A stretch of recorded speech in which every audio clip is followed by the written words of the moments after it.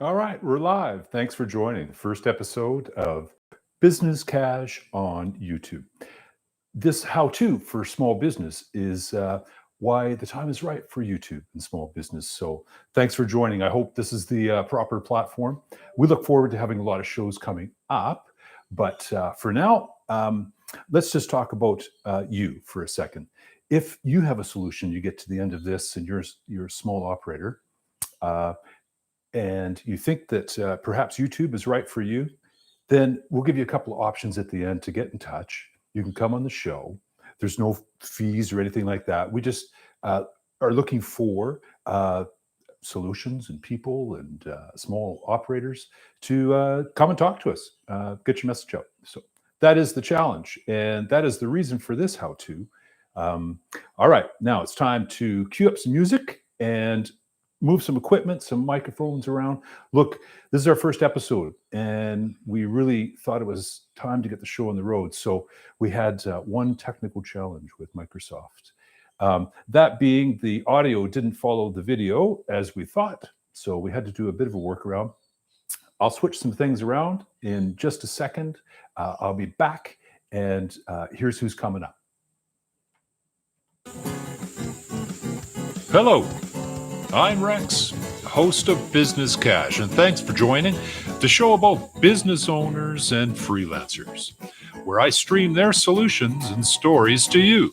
First up, Anthony will join me to discuss why the time is right for YouTube and small business. And don't forget to message me. I want to be on YouTube. And please support our sponsors. Visit their website, www.yoyaka.com.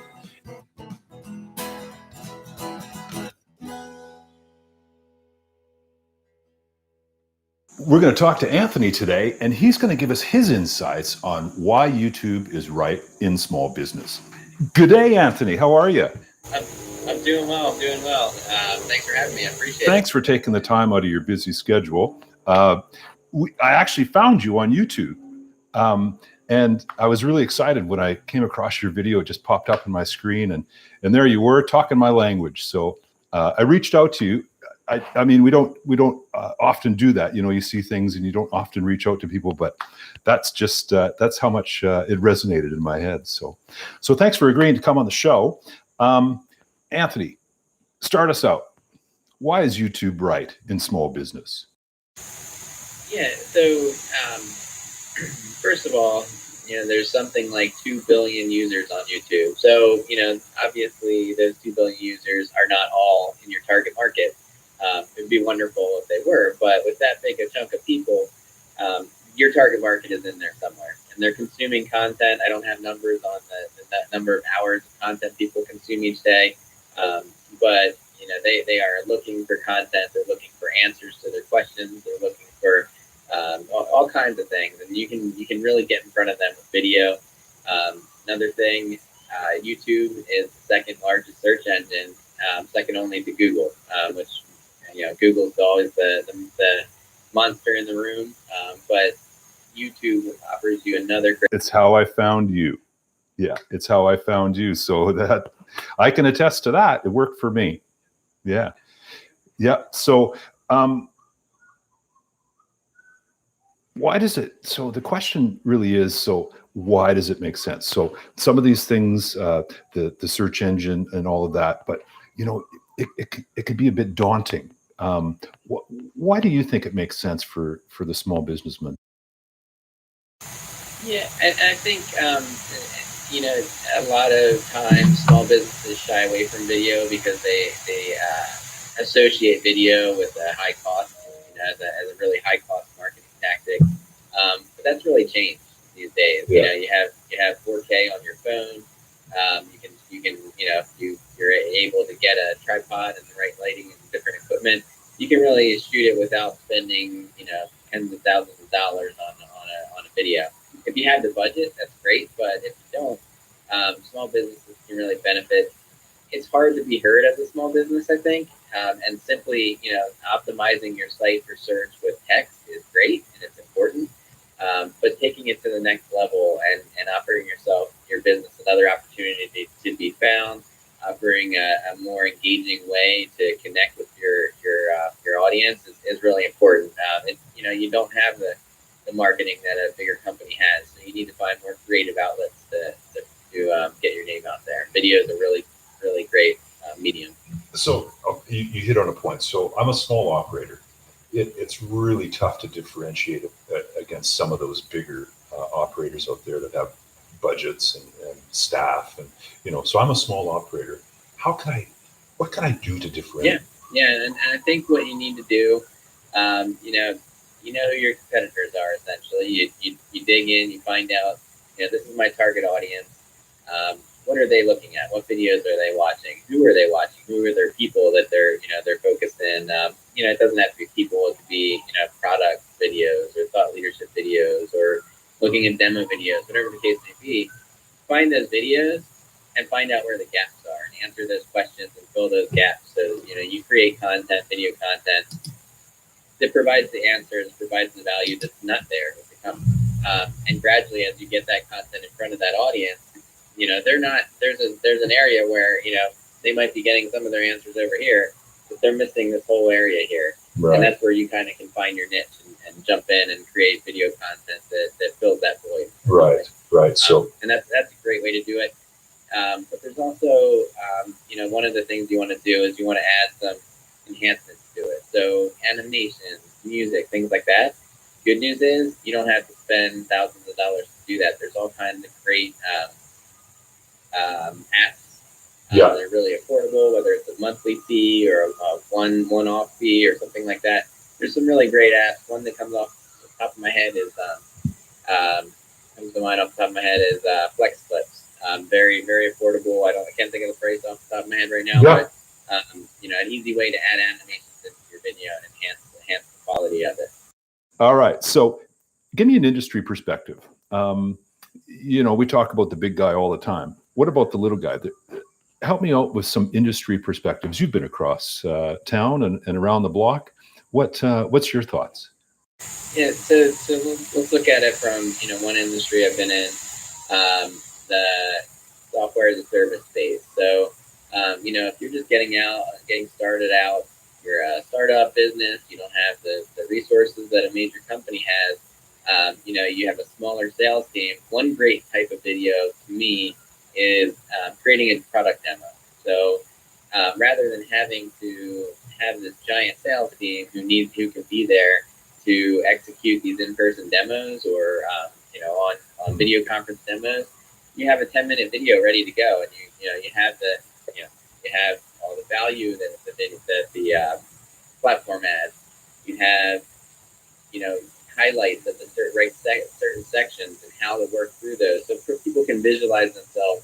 Essentially, what you would do in an in-person demo, but something that someone can click on and watch at their convenience, and also something that saves your sales team time. Often in a small business, you might have one salesperson, or you might be the salesperson, the marketing person, the finance person, the HR person, all in one.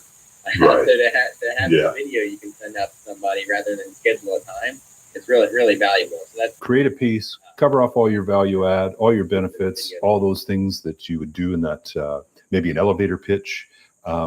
And get it covered off, and then get people viewing it. I got you. Yeah, no, that's great. And I think also another thing is, especially let's say you're in the marketing space as a consultant, for example, or any space as a consultant, financial, whatever industry. Thought leadership pieces are great for building relationships, showcasing your expertise.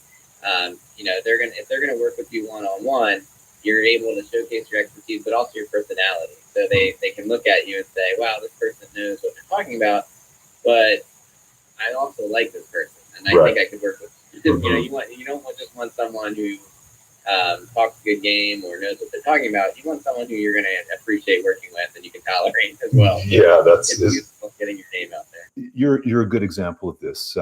There's lots of small operators out there that have produced really a large library of material, speaking in blogs, podcasts, and so forth.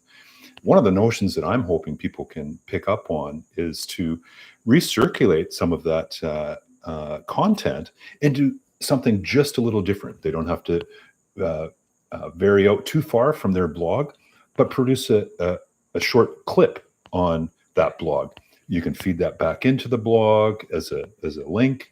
And so I really hope that the small operators can perhaps use that thought and look at their old content to reuse it, regenerate it. Yeah, and I'm a big fan of repurposing content. You write a long blog, like you said. Why not take a portion of it, turn it into a video, turn it into an infographic? You took the time to create all that, do your research and everything. You have all the info. Use it as much as you can. Don't just have a one-off and it hides in a corner. Use it in a variety of ways.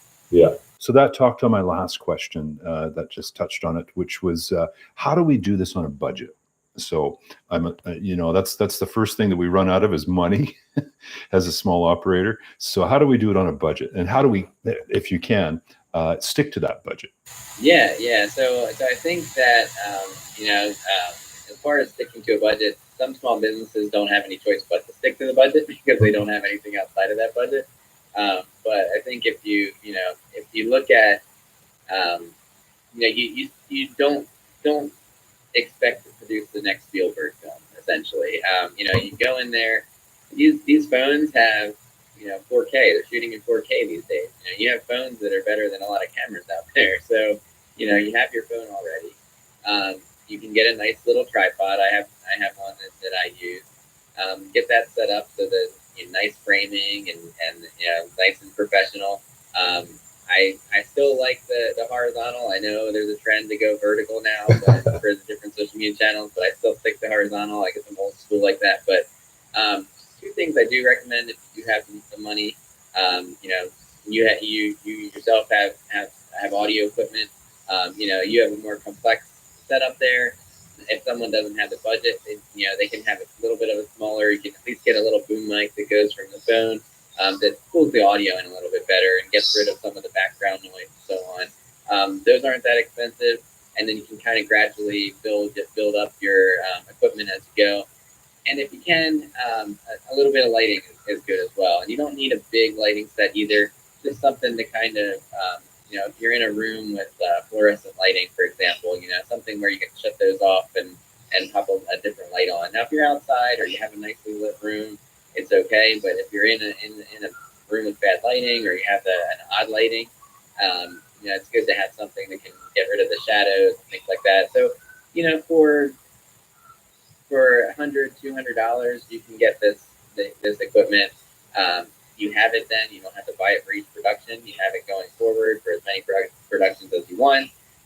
There are a variety of editing platforms that are either cheap or free. Even if you go with something complex like Adobe Premiere or an After Effects or something like that, it's not that expensive. It's if it's out of your budget though, there's a lot of cheaper options. I talked about the flex clips and things like that are very, very affordable. So there's a lot of options. You just have to kind of discipline yourself and say, this is what I'm willing to spend. And stick with that. And because you can really go overboard when you're researching things and you think, maybe I'll spend a little bit more and get that, or maybe I'll get that, and all of a sudden you spent $2,000 and your budget's shot. So. You hit on a couple of really good points, which are we don't always have to go out and buy a full license for these things. We can subscribe, use it for a month, and cancel that subscription and restart it again when you're doing your next video. So some good tools like that on Adobe. There is a fairly hefty learning curve in some of those tools. Some of the other ones are a little bit more basic, less money, and so it really the variety is there depending on where you want to go, what you want to be. Yeah. And that's an excellent point to note. If you take the Adobe Premiere route or the After Effects route and you don't know what you're doing, very challenging to get up to speed. Now, the good thing is there's tons of good YouTube content available to learn. Oh, I was going to say, just sit down on YouTube for a couple hours and comes back around. And that's a great way to, you find that's just an example of someone who found a niche where there was a need. There were, a need for tutorials for people to learn how to use these platforms, and they created video, and now they have a popular blog or video blog or whatever it is because of it. it's still going to be challenging, and you're not going to find one video and then all of a sudden become an expert. So using these other smaller, less complicated platforms is good when you're starting out. Sure. Yeah. The stock video as well. I mean, I have to admit, I do take video out of some stock sites that give you a very good deal. You pick unlimited and download unlimited for a very small monthly fee. Turn it off when you're not using it. Turn it on when you need it. And yeah, it's a great way to go. All right. So closing remarks. Any closing remarks for us today? Yeah, I just, I say, to everyone that I talk with, not everyone that I talk with, but everyone that I talk about video with, don't shy away from video. Give it some thought. Don't let budget be a problem. Video is so important these days, and find collaborative opportunities to jump into video production. You can, work with other companies who are producing something and give away your expertise as a way to be on camera, and then you can do it on the cheap initially. But if you're going to take it on, go into it with a strategy. Don't just jump in front of a camera and blabber on for 10 minutes about nothing with no direction. Someone could pick it up because you made a mistake and it went viral, but that's not why you want to get picked up. So have a strategy, have a direction, and like you have with your show, have a niche and a concept, and a direction and a flow, which is how you keep people coming back for more. Ah, perfect. Well, speaking of that, you have some shows. I have some shows. I really appreciate you coming on today, Anthony. And we're going to let you, I guess it's probably time to get back to work. So I'll let you drop off. And we're going to close off the show today with, check out our links below. Our links below to subscribe to Anthony. Anthony's going to have some links in there. We have our show's links in there, and we really appreciate you subscribing. Sponsored by Yoyaka, to discover solutions and talk to people. Lots of people. You can support our sponsor by following them on social media or visit their website, www.yoyaka.com.